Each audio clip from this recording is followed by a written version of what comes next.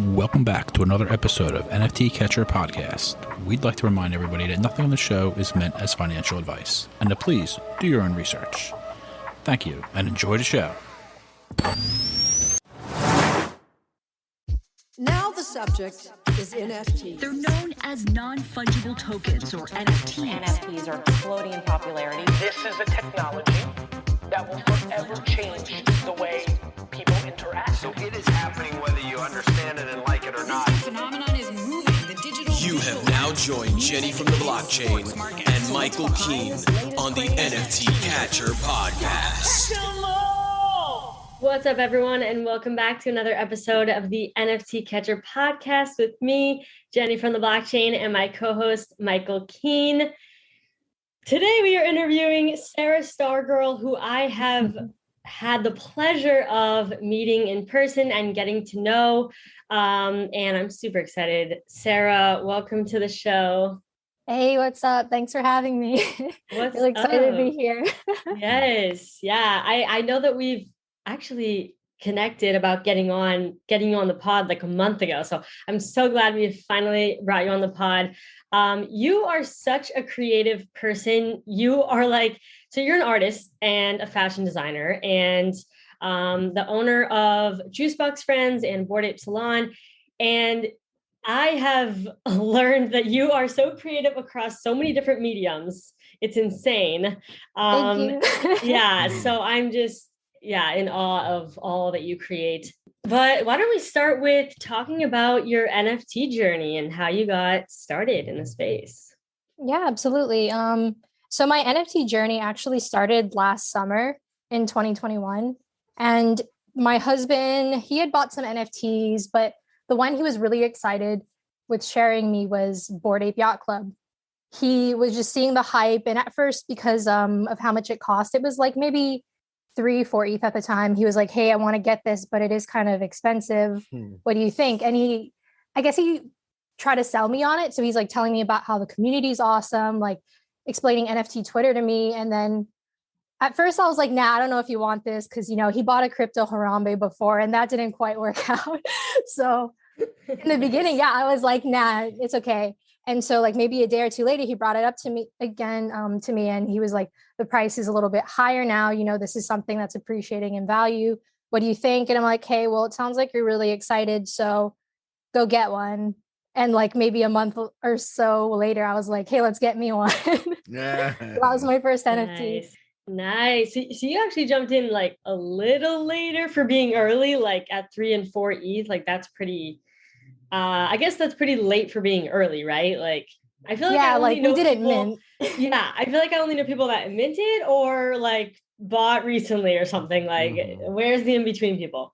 But so that's exciting. And then you went on to create Bored Ape Salon, which is what? Yeah. Okay. So right after we got my ape, she wasn't quite a floor ape. She was a little bit above. So maybe like a little closer to being right under 5 ETH. And the reason why I chose her is I was like, okay, she's pink. I like that. Of all the choices, I try to go for like the most feminine looking one, which, there isn't very much in BAYC. So we went for the pink fur. We went for the blue dress. She had like a little bit of a grin, which, like I'm a bit sassy. So I identified with that a bit. And the only thing that was missing is the fact that this was a bald ape. She didn't have hair. And a big part of my identity is like, I love my long hair, my different colored hair. It was purple at the time. Now I dyed it pink. And I just pretty much took my iPad, my iPencil. My husband had told me the general idea of derivatives in the space where it's like, once you own an NFT, you own the image and you can take that image and improve upon it or add to it or draw on top of it, whatever you want to do. So I drew hair on top of my ape and immediately made it my profile picture for the NFT Twitter account I made. And I've just kind of been known as that image ever since. I kind of forget what your real ape looks like because I'm like so used to your derivative ape.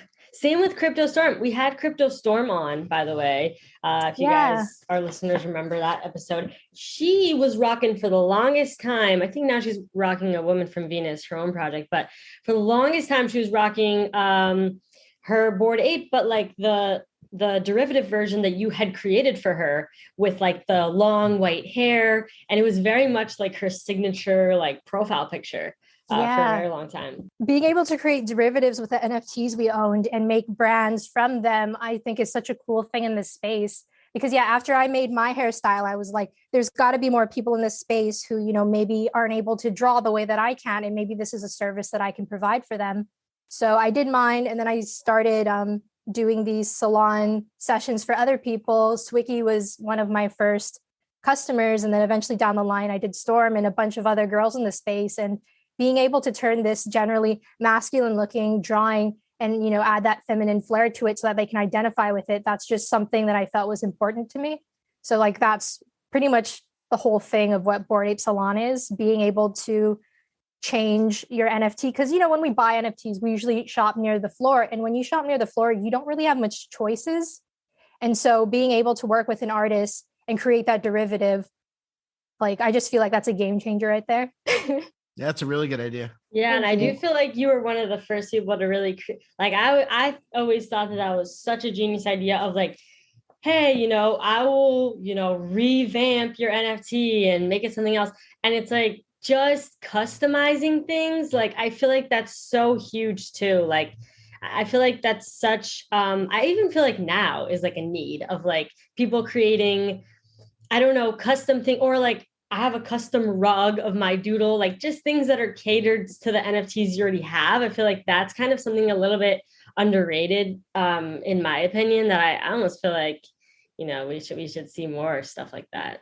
Yeah, I love making physical items of the NFTs I own. Like right behind me, I have this statue of my ape that I got made by Golem Z. And then like Jen had mentioned, I get my rugs made by Rich Class Decor. He does specialty rugs of your NFT characters, and just finding different artisans in the space who offer different things like that to make you something of your NFT. It just adds to that specialness, because I think a lot of us, we hold onto them not just to accumulate value, but just because we love them and we want to like take these images and integrate them in our lives like somehow. And I just like making stuff with my images. Yeah. That's going to be people are going to make real businesses out of that in the not too distant future. I have a custom pair of shoes coming for New York with my ape on it. Yeah. That's it. Let's go. Oh, shoot. Sneakers, like Air Force Ones, Oh, dang. Yeah. All right. We see you. Yeah, look, okay. We'll see how they come. Yeah. Okay, so then you recently, a couple months ago, came out with Juicebox Frens, which there's 69 of them.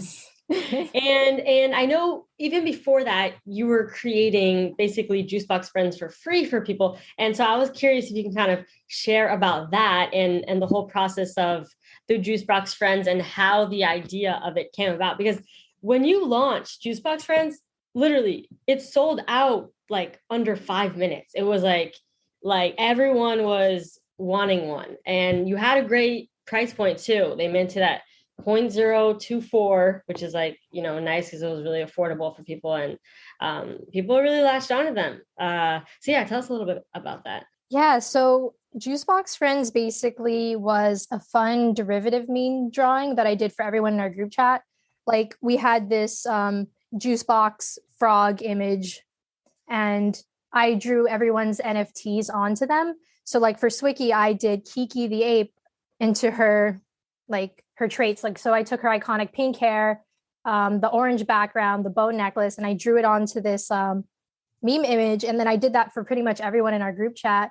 Another example would be your doodle, where it's like, I did like the purple hair, the blue jacket, the rainbow background. And it's like, yeah, we just totally made this meme image more personalized. And then we would take those images and just, like if a shady, funny moment happens, we'd use that as a meme react image. So I feel like that's just kind of the value I see in it, where it's like, okay, sure, it's a PFP, but also it's a meme react, and you can use this all over Discord, Twitter. And I just feel like it's really fun, and it's kind of a different thing to make a project around. So I just think that's kind of interesting. Yeah, and I thought it was so interesting too, because when you launched it, it was just like, you said there was, and the Twitter states this, no Discord, no roadmap, just memes and good times.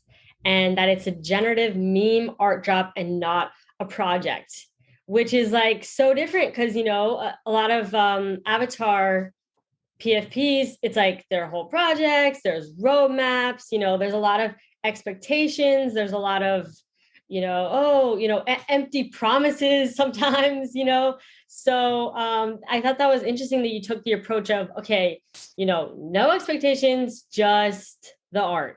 And then if you do anything extra, it's just kind of like a bonus. And I know you've been getting recently some FUD, despite being upfront about your expectations prior to selling out, you've been getting some FUD, which I think this is a great thing to discuss because, there's a lot of different types of people that listen to the podcast.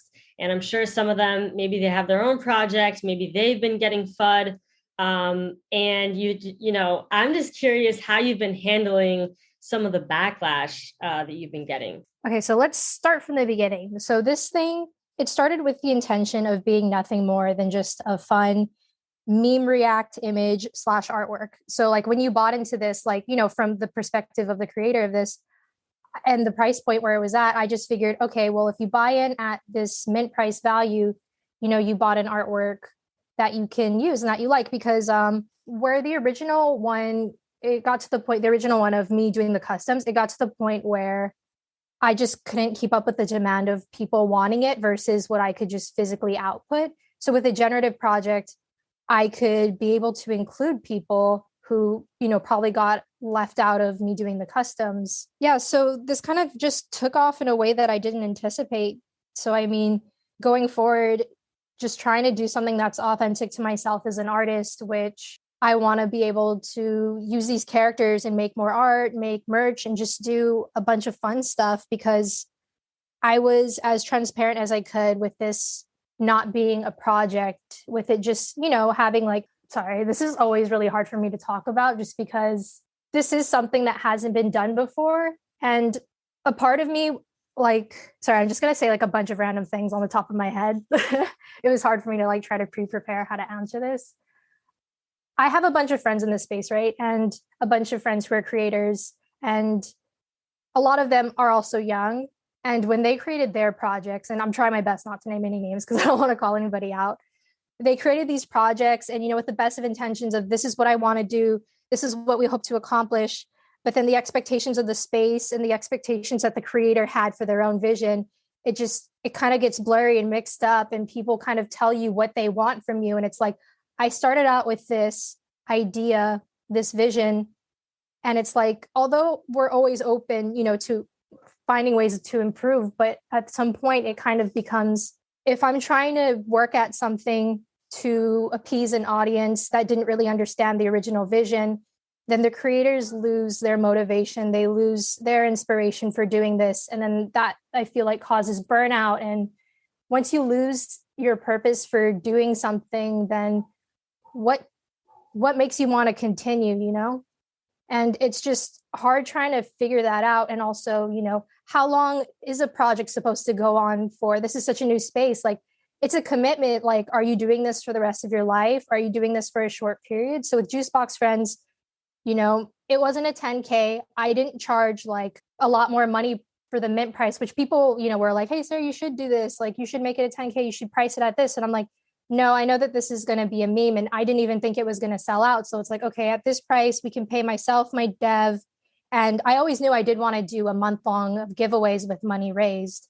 So just with the idea of not selling out, selling a handful, like, this is what I feel like I can accomplish, and people can get art that they can be stoked on. And then it sold out, and I'm so grateful. And I'm just trying to honor what this started out to be, which was supposed to be just something simple where it's like no Discord, kind of came from everybody had to like, whitelist grind, be in Discords. And sometimes I don't even feel like it's genuine because it's like, we all have busy lives. So it's like, hang out if you want to, but at the same time, if you don't feel like your lifestyle can accommodate to being so hyper focused on a project, like I wanted something really casual, something very low maintenance, where it's like, if you have time to be on NFT Twitter, come hang out with us, drop your Juicebox Frens pick on a thread and just like enjoy yourself.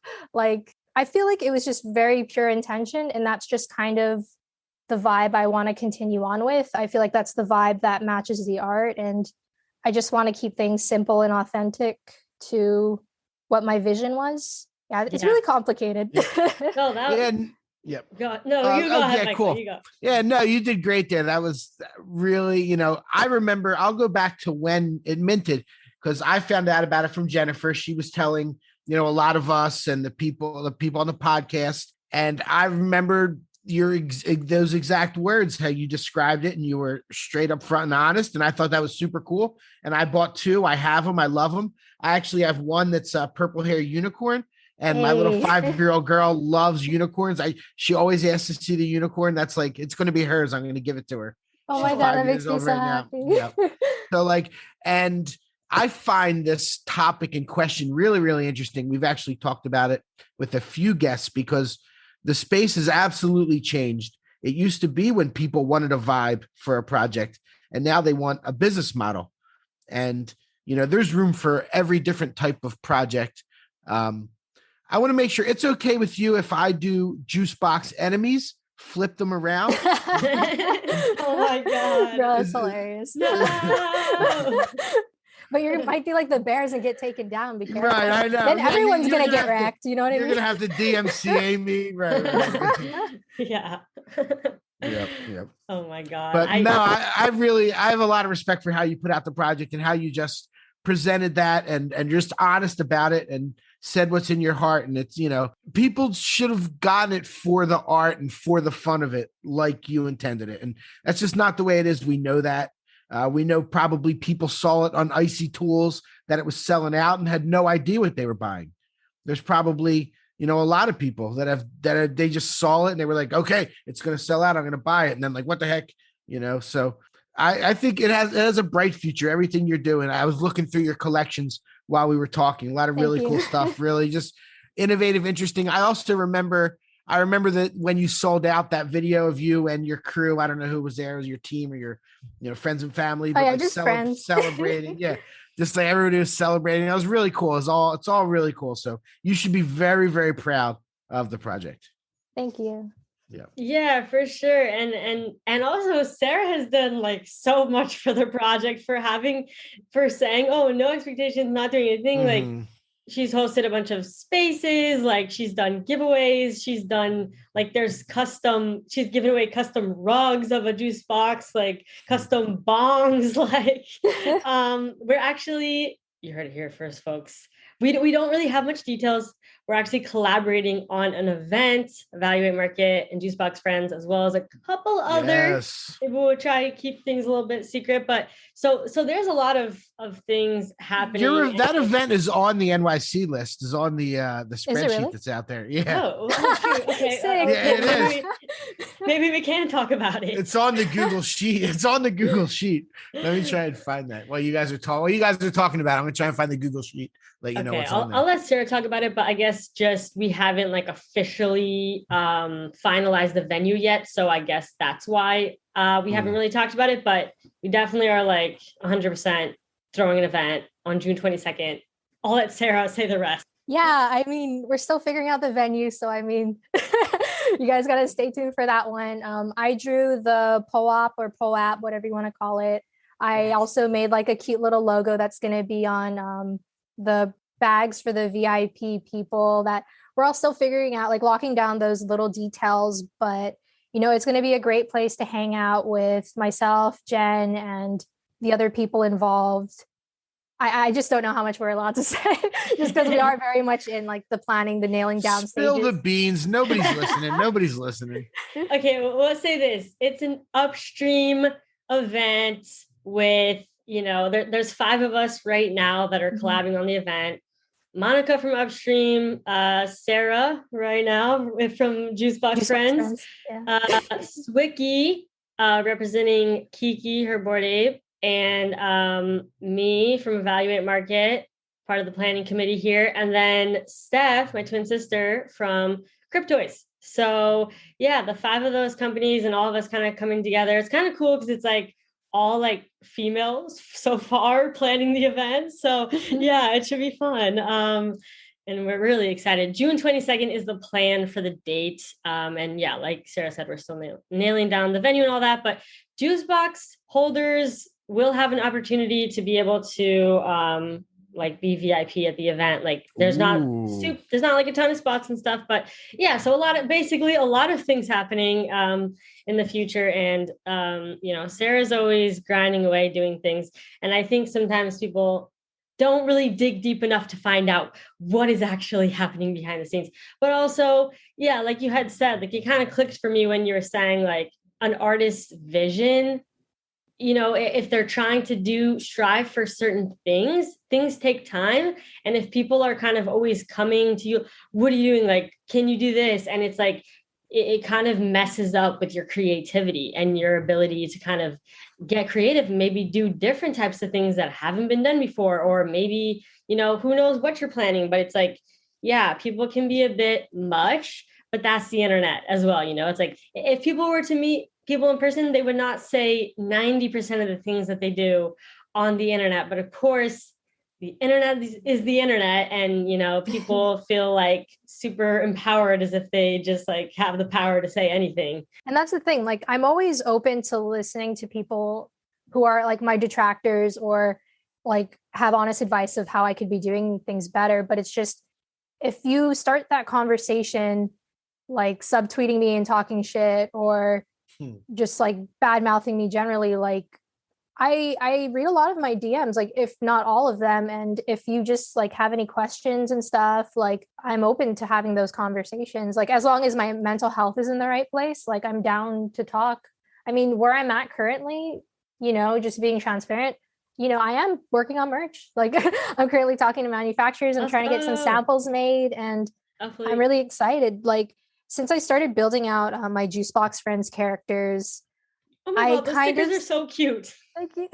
We are looking at stickers right now, folks. Yeah, I'm like holding some up for the camera so they can see it.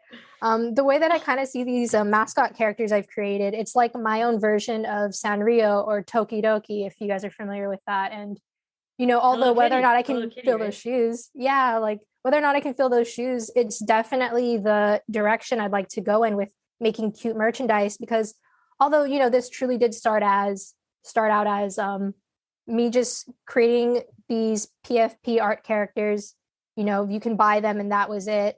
I have also kind of grown with this in terms of like, I would like to do a little bit more with them, but I don't think it would be fair to compare what I'm doing to what Bored Ape is doing, what Doodles is doing, to what Cool Cats is doing, to what World of Women is doing, what any other like project in the space is doing, because I'm not trying to be this big company or whatever. Like I'm kind of an indie artist who is just kind of doing my best and doing something fun and cool. And, I've tried to be as transparent as I can. And I just kind of hope if you want to take that journey with me, pick up a Juicebox friend and come along for the ride, hang out, let's be friends. But, if there's going to be a lot of people who that doesn't vibe with, and, that's totally valid too, and I wish you well. But at the end of the day, I have to do what's right for me and my vision. And I'm just going to try to honor that as best as I can. Love that. Actually, your hair, I literally thought it was a wig because it just looks so vibrant and good. And like when you said earlier, I just got it redone. My hair, I was like, what? That's your real hair? Like, are you kidding? It looks really good, by the way. I'm sorry. Thank you. So totally random, but like. Yeah, I got to wash it out a few times before it becomes pastel again. I think it'll be ready by the time we go to New York. Oh, so you're trying to get it to be pastel? Yeah, because it's pretty vibrant pink right now. It's like, it looks good. Yeah, my hair girl put neon in it last time, so it's like neon pink right now. Ooh, yeah, my hair is literally brown, and I'm so sad. So I do not like going to get my hair professionally done because I just feel like it's a waste of money. I don't know. I'm very cheap. Like I'll literally cut my own hair. Anyway, so I went to go buy purple box dye as I always do. And I got like a different brand. And I was like, oh yeah, let me just touch up my purple hair. And it literally turned it brown. And I was like, I called my mom. I'm like, Mom, my hair is brown. She's like, it looks good. I'm like, no, it doesn't. So I'm like mad that my hair is brown and now it's going to be brown for VCon and I wanted it to be purple. But It does look pretty though, but yeah, you're definitely going to have to bleach it a few times to strip the color. But also I'm trying not to bleach it anymore because like I'm trying to get it to be healthy. I was just trying to maintain the color. Do you see how it literally looks brown? It's just like sounds like you got to get clip-in extensions. No. I'm just gonna rock a bun. Like that's my thing. I just rock a bun. Nobody can see what color my hair is. Nice. Okay, Michael, I feel like sometimes I take over the podcast a bit too much, and then people are like, "Where's Michael?" People say that. They say, "Where's Michael?" I have not heard that yet. Oh, maybe it's no, just we're in all my good. head. No, it's been good. This is a good conversation. I'm enjoying it.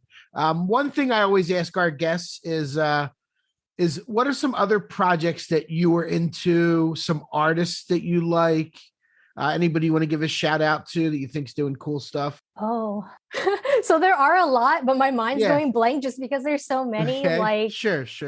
Like when I first started the space, girl artists like who were prominent, who inspired me were Girl Who Shivers, Crypto Stacy's, Betty, Yam from World of Women. Like I actually minted World of Women. I minted 4 of them. Wow. So that was really cool. Like just Still seeing have like them? a bunch. Yeah, I do. Yeah, you do? I Cool, swapped one of the 4 out with a different one that kind of looks like my mom. So like I'm diamond handing those 4. And then I got my World of Galaxy and stuff like that. So that was pretty cool. Yep. And then I also like Klon. And speaking of a lot of these artists I admire, I actually got invited to do a mural in New York with a bunch of other NFT artists in the space. I got invited by one of the artists on the team for Crypto Ray Rays. So yeah, I'm really excited to see who else is going to be there. In the LA one, there was also Ariel. She's the artist for Starcatchers, and Vinny Hager is there.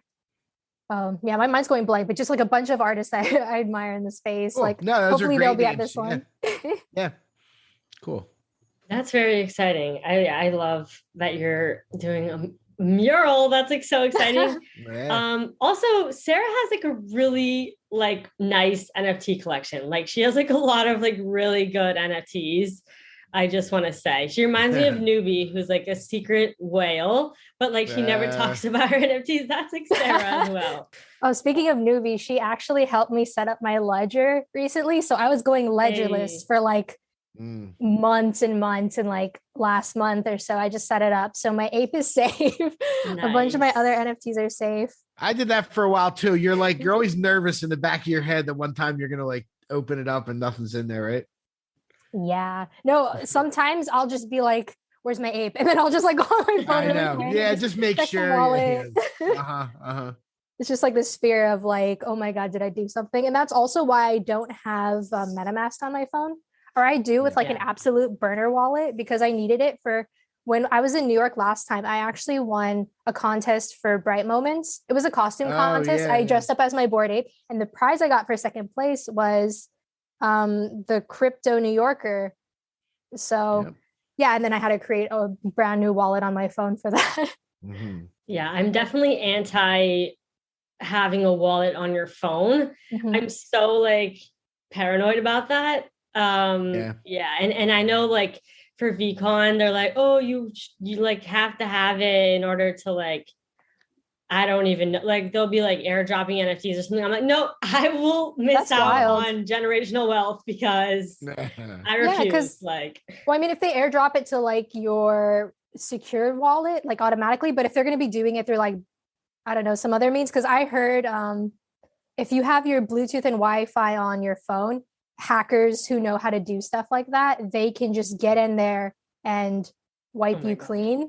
So that's why whenever we go on these trips and whatever, I'm always reminding my circle, like, hey guys, turn off your Bluetooth, turn off your Wi-Fi, and don't have your shit on your phone in the first place, but just in case. Gotta protect yourself. You do for sure. What I think SIM swapping, I think, is a way they do it. Like remotely. It's called SIM swapping. It's fun. It's very nice. I know. I'm like, what if somebody like people could literally just like steal your phone and then like Well, the worst part, the bad part about it is they could steal your phone, but they need your MetaMask password. But you don't want to be like strong armed into doing it any sort of way. You know what I mean? Like people like if you know somebody's got something, like there's going to be times where people get, I hate to say, but like grabbed and dragged into a car and, log into your MetaMask. Like, there's, nothing you can do. Mm-hmm. Yeah. If someone kidnaps me, I don't know shit. So right. Yeah. they can't get anything on me. Right. I know I have a bad memory, so I'm sorry. Like I don't remember my password. I'm too nervous. I literally have the most complicated, like, so that I can't even memorize because I'm like so like, oh, I cannot have something easy to memorize. Yeah, your password's in a robot language. Yeah. Yeah, it's just like, completely random. Okay, so getting back on track here, I wanted to ask about your journey as an artist, and I was curious what you were up to before you got into NFT. So yeah, I've pretty much just been drawing and doodling all of my life, and I've been creative in many different outlets like music, painting, fashion, interior design, etc. I just really like being creative. I majored in fashion design in college, and I took art classes, and that's actually where I met my husband in a drawing class. Wait, what? I didn't even know that. Yeah.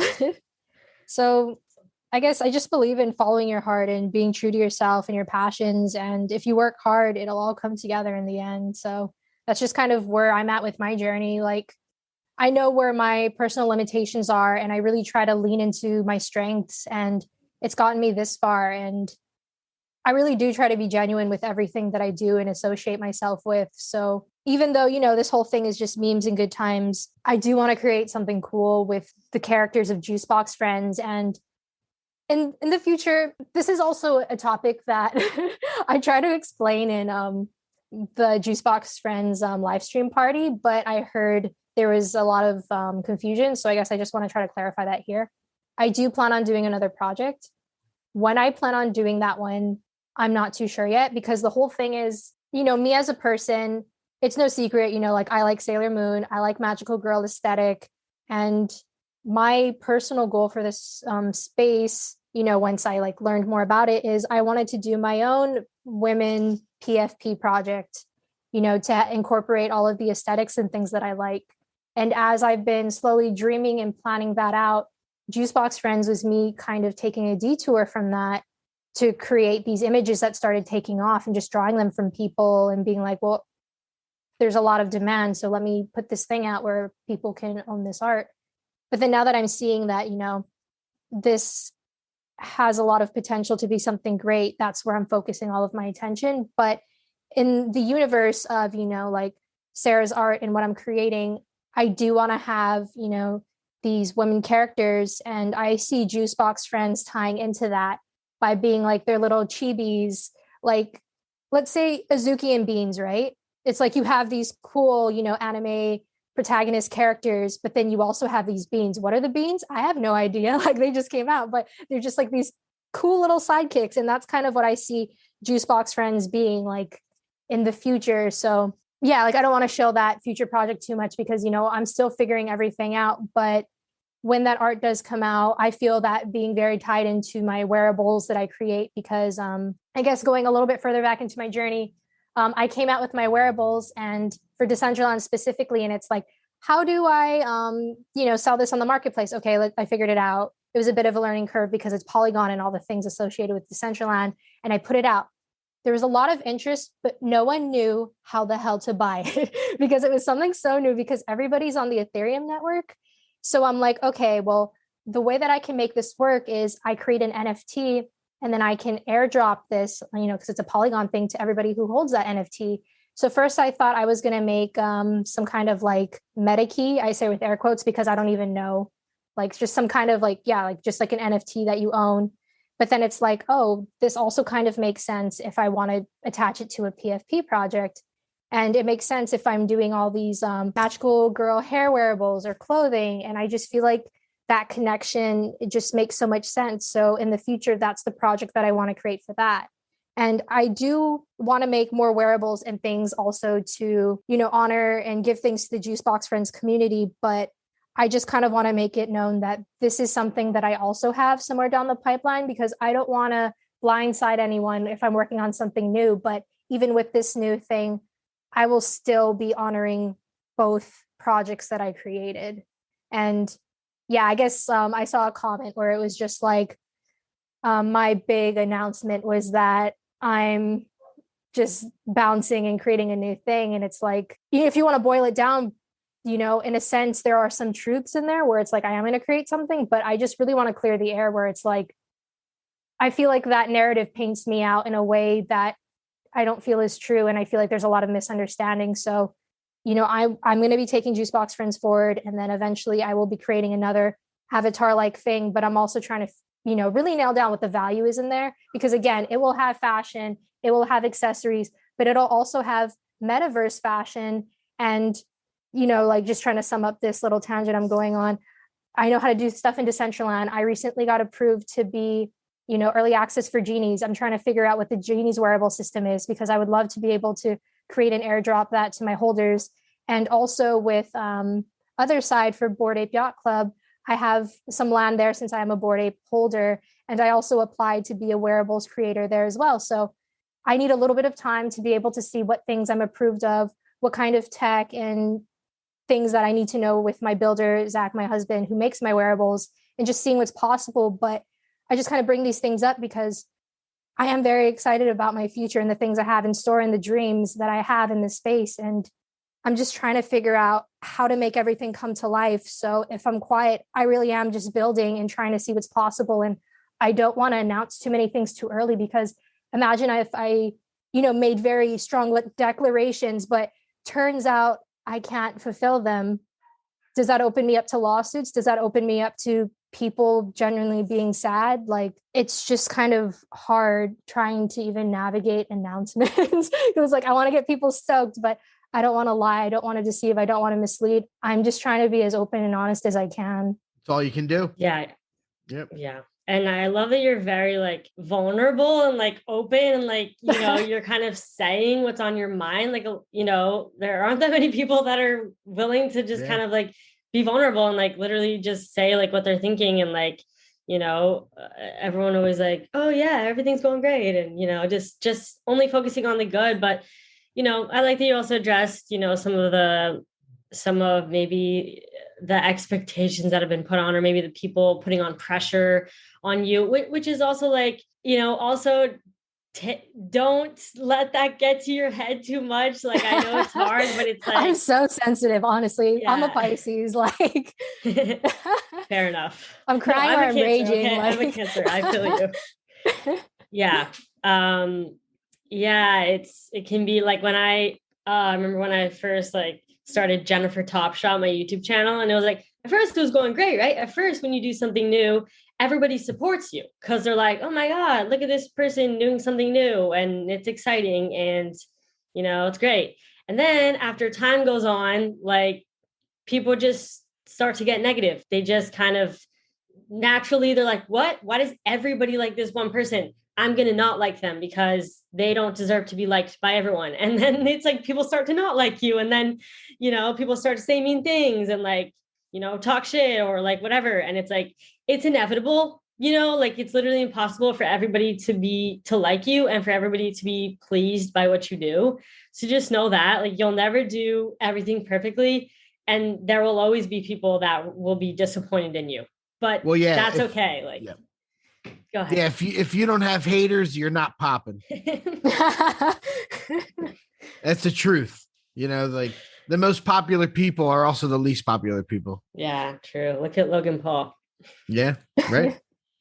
Yeah, that's why I'm so grateful that me and Jen, we have such a strong friend group in this space, our NFT GM fam. Like in the beginning, when I needed like advice on like, certain things I was unsure about or like questions, I just went to, our friends in that friend group and, they're all like doers in this space and they're all doing something. So it's like, if we need advice, we just go to those people and it's like, I don't know. It's just being able to have that that friend group, like you can just go to them and everything will be okay. Like it's hard to articulate, but I just feel overwhelmed with like gratitude and just being grateful that like we have like real ones in this space, because there's always people who are, I guess, looking out for themselves. So knowing that there's a group of people who are also looking out for you, it means everything. Yeah. Yeah. Having that support system where it's like, you can do no wrong in their eyes, or, when everyone's turning on you, it's like, at least they know who you really are. And it's like, you just feel, you feel a little more supported. That's always very much appreciated. Yeah, I definitely appreciate having a group of friends. I think we talk about this a lot too, Michael, of like making connections in the space and like forming friendships. And I know some people think of us as like, they're like NFT friends, right? They tune into the episodes, twice a week. And like, this is like their way of like, feeling like they're talking to us too. Like, I know some people are literally like, I feel like I'm conversing with you guys. Like, and it's, and it's like, it's nice to have people, maybe they don't talk back to you, I guess like us, but it's good to have people that are actually like, on the same page as you, and you can talk to about things. Like, that's very important. Finding your tribe. I think that's one of the main reasons why profile picture projects took off so much, is that people were able to form these bonds and communities of like, oh, we all have this same profile picture. We don't know what our commonalities and interests are besides this one profile picture, but we all have this. And therefore we're now like a group of people together. And, people just kind of start forming connections based off of literally having the same profile pic. And I think that's just so powerful. And it's really awesome to see, especially since it's so hard to make friends as an adult. Like, nobody talks about that. Like, so I feel like the NFT space, it's really easy to make friends. And I think, honestly, that's one of the main reasons why people love NFT so much. No, I was just going to say, I love how you brought up the PFP community aspect, because that really is where the Juicebox Frens OG collection started from. Other than just doing our initial friend group, when I was really reflecting on this, and if it is more than just like what it is, like the ideas behind it, I thought about, how I'm a Bored Ape. So I feel it's fair to say, a privileged position in the NFT space where there's like that, a little bit of like an elite status. And I only mention that because being aware of that, there are, projects that are, I guess, where the value is a little bit less. And so I took, my Juicebox Frens images, and then like, I can draw a Bored Ape derivative, and I can draw a cool cat, and like, let's say any other little project, onto that thing. And, having them all in that OG collection, it's all the same.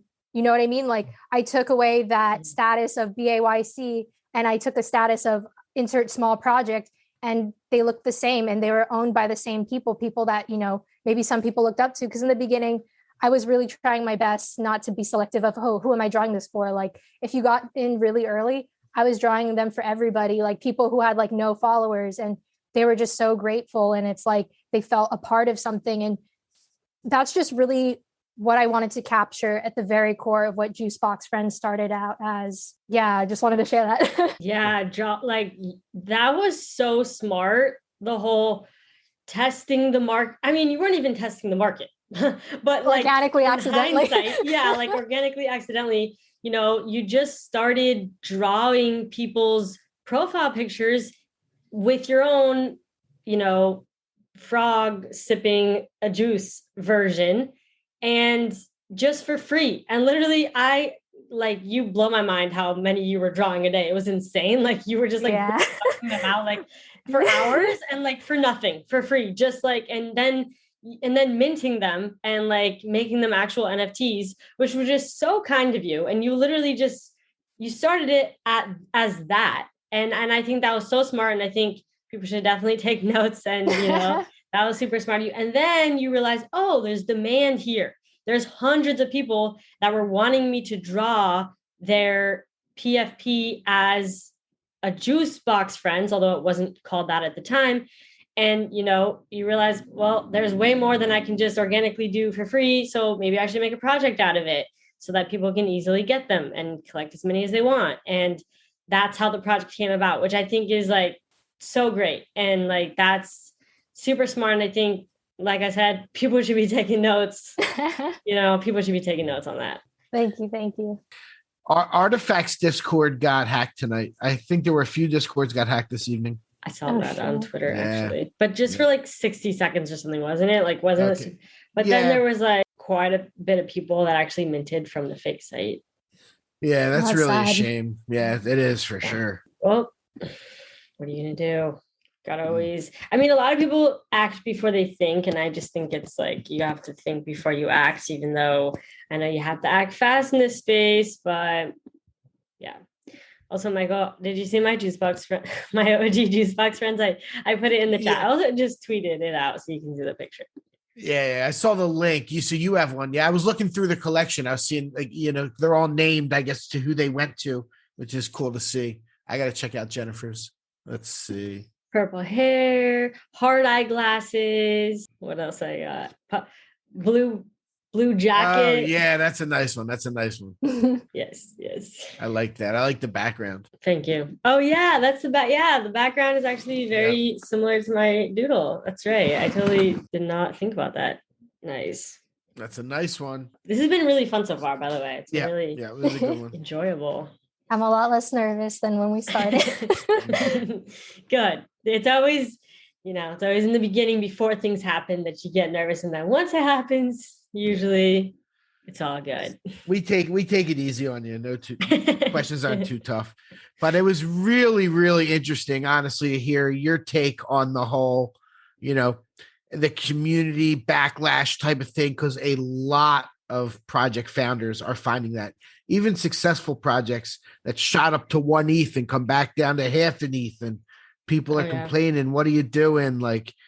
And there's so many projects. So it's really interesting to hear your perspective, and thanks for, sharing that. I think people are going to find that interesting. Thank you. Yeah, for sure. Yeah. I also wanted to ask if you had any advice for other artists, maybe looking to create their own project, but maybe, they're more of an artist, they don't necessarily want to create a whole roadmap and everything, and they're kind of looking to do something a little similar to you. What advice would you have for artists looking to create a project with no roadmap? Yeah, I would just say do something true to yourself and to your art style. As for a roadmap, just be honest with what you hope to accomplish, and that's all you can really do. Create something fun that you and your friends and followers can enjoy, and let the excitement and passion drive you forward on your journey. I love that. Mm-hmm. Yes, passion. Yes. Yes. We love goals and dreams. Wag me. Hey. And I honestly think that's kind of the core of it. Sure, you can look at it from a money aspect, but ultimately, at the end of the day, or at the end of our life, we all die, looking back on your life, what did you create? What did you do? What regrets did you have? And I just feel like NFTs were able to let me create the artistic life of my dreams, and also have the funding to be able to back it up, because, I've always been an artist, in the way that I did my hair, or wore my clothes, or painted my paintings. But this space has been able to bring the opportunity to really make it a lifestyle, to really make it sustainable, to be able to pay your health bills, pay your mortgage, while also, being able to create that merch line and whatever. And it's I just feel so humbled and grateful to be given the opportunities that I have. And I'm just trying to work so hard to just make something amazing. Beautiful. Yeah. And with that, we will end this episode. Well, actually, before we end it, should we talk about that NFT NYC has a best NFT media category? Oh yeah. And we're trying to get nominated. Yeah, we're trying to get nominated. We'd like to get in the top 5. It'd be amazing. Andy is going to put the link in the show notes. So if anybody is so inclined to nominate us for best NFT media, you just put our Twitter handle at NFT Catcher Pod, and it is under the music, fashion, and media category. So you'll see it. There's you can nominate all the different people you want, but if anybody wanted to help us out and nominate our podcast, we would love it. Yes. And also, we also posted that on our Twitter, NFT Catcher Pod, as well. Yeah. And literally, Andy is the reason why they added this category. He was there's no media category. And then they added it last minute. And he was oh my God, this is awesome. So yeah, we're trying to win. I don't know why. We just want to so we can... You guys deserve an award. Yes. Everyone do it right now. Get in there. That'd be crazy if we get up on there. It'd be really fun. Yeah. So we're gonna try and make a push for that. Yes, that would be awesome. Yeah. All right. Anything else? Anything? I'm Bueller? good. I just wanted to throw that in. Okay. We're good. I'll see you guys in New York. Yeah, can't see wait. you in New York. Your guys' party is going to be top of the list. Must attend. Yeah, so the 22nd is the party. That morning is the day of my NFT mural with other artists in the space. So once I figure out the address for that, we'll post that. So it's like, if you guys want to come, it's like a live thing. So if you guys want to come to whatever alleyway we're all going to be painting in, come hang out and then go back to your hotel, get ready, and then meet us in the evening for the party. Love it. And Jennifer promised all Juicebox Frens holders are VIP. Jennifer promised it. Stop. I said some Juicebox Frens, okay? Hey, what is it, like 50 maybe? Yeah, we're still working it out. Okay, yeah, it depends on the capacity, but we all kind of are allocated a certain number of VIP spots. Okay, don't worry, Michael. I'll give you VIP spot. Oh my God, that's okay. amazing. I got you. Yeah. But this put is Andy in the regular line. I give No, VIP. Andy as well. Of course. But yeah, all right. That's June 22nd, by the way, not May 22nd. June 22nd. Oh yeah, shit. In New York. In New York. We'll It's have coming up details quick soon. already. It's a month away. It's coming up quick. Oh, I know. Yeah. Anyway, SeraStargirl on Twitter. Check her out and catch you all in the next episode. Thank you so much for listening. Hopefully you enjoyed this one. Peace. Thank you for tuning in to the NFT Catcher Podcast. We hope you enjoyed today's episode and learned something new about the exciting world of NFTs. If you enjoyed today's episode, please take a moment to subscribe to our podcast on Apple, Spotify, or wherever you listen to your podcasts. And if you really love what you're hearing, please leave us a rating and review on your favorite platform. If you want to stay up to date with the latest news and insights from the NFT space, be sure to follow us on all the socials at NFT Catcher Pod. You can follow Jennifer at Jennifer_pseudo and Michael at NFTicket. I'm your producer, Andy, and I'm at AJC254. Our theme song's by It's Just Los. We always appreciate your feedback and support, which helps us reach more people and bring you informative and engaging content about NFTs. We look forward to bringing you more great NFT content in future episodes. Thanks for listening. Peace.